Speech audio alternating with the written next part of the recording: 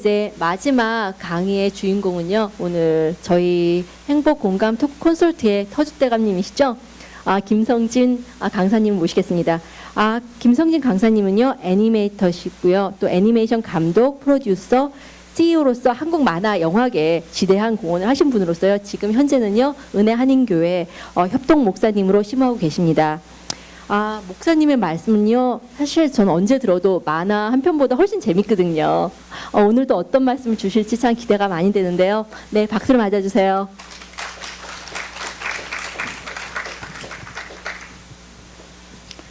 주책 없이 또 나왔습니다. 김성진입니다. 매번 그렇지만 저는 삶에서 어떻게 하면 구체적으로 도움이 되는 말을 할까 생각하고 나왔는데 오늘은 제목이 뒷담화 하지 않으면 성공한다. 우리 뒷담화 다 아시잖아요. 옛날에는 뒷담화에서 뭐 담화 간다 그랬는데 어쨌든 뒤통수 간지럽게 뒤에서 하는 말입니다.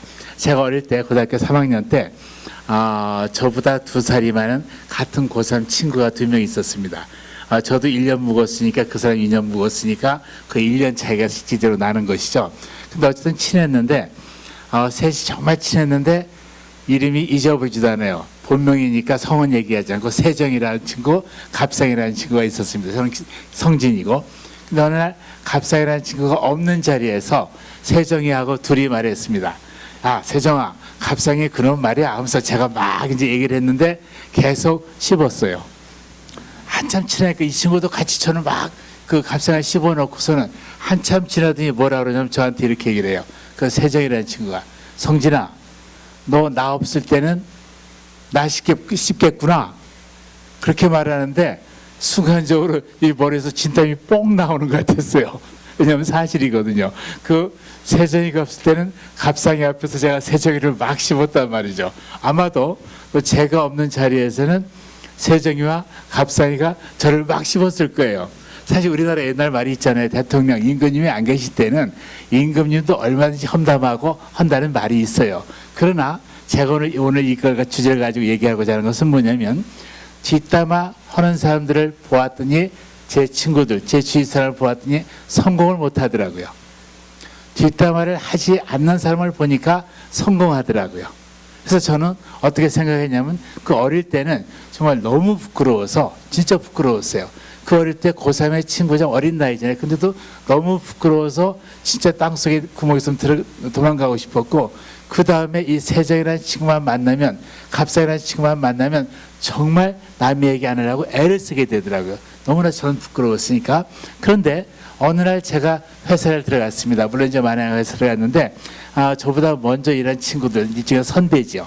선배가 저한테 그러는 거예요. 야, 성진아, 일 끝났으면 직장 이제 일 끝났으면 우리 회사 옆에 한박집 아시나요? 그러니까 공사하면 그 인부들이 와서 밥 먹고 그러는 좀 싼 음식점입니다.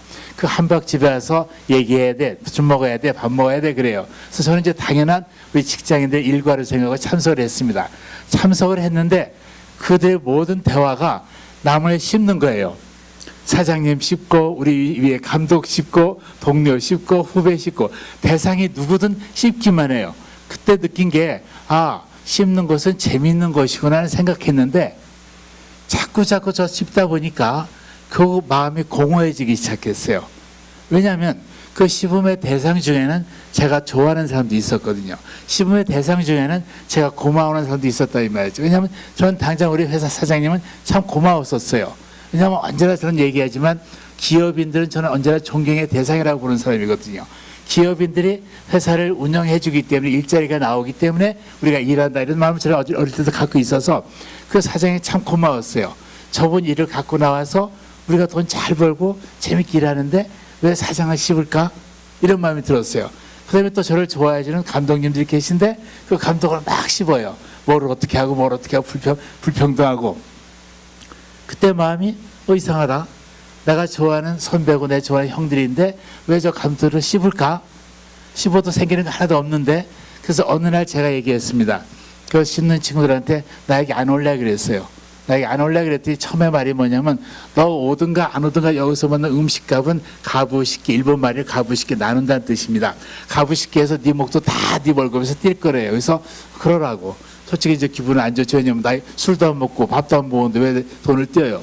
그렇지만 그들이 일방적으로 하니까 선배니까 너는 못하고 그러라고 했어요. 근데 계속 또 나오라 해서 제가 뭐라 했냐면 그래도 나 안 가 그랬어요. 그때 했던 말을 제가 지금도 잊어버리지 않아요. 그 친구가 너 안 나오면 이제 너 씹는다 그래요. 그래서 무서워서 2번, 3번 더 갔어요. 씹힘이 무서워요. 왜냐하면 씹는다는 건 대단히 불편한 것이거든요.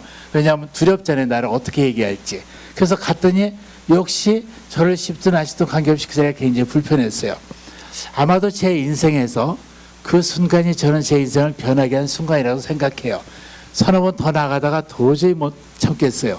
그래서 나 안 올래 그랬더니 결국 하는 소리 뭐냐면 너 씹을 뿐만이 아니라 너 이제 밟을 거야 그랬어요. 밟는다는 거 붙는다는 말 회사 생활 참 어렵습니다. 왜냐하면 불이익이 올 테고 또 왕따가 될 테고 무엇든지 어려운 일이 올 것이거든요. 같은 만화에 같은 그림이 똑같아 보이지만 어떤 일은 참 어려워요. 어렵다 보면 돈도 못 벌고 그런 일이 있을 것 같아서 이제 이런 일이 나한테 닥치는구나. 그런데도 그날 결단을 내렸어요. 나 안 가. 안 갔더니 아니나 다를까 바로 그 다음 날부터 출근하는 데서부터 이제 이 말로 야제하게 되고 욕하고 아주 밟고 또 실질적으로 일도 어려운 일만 주기 시작하고 굉장히 고난을 받았어요.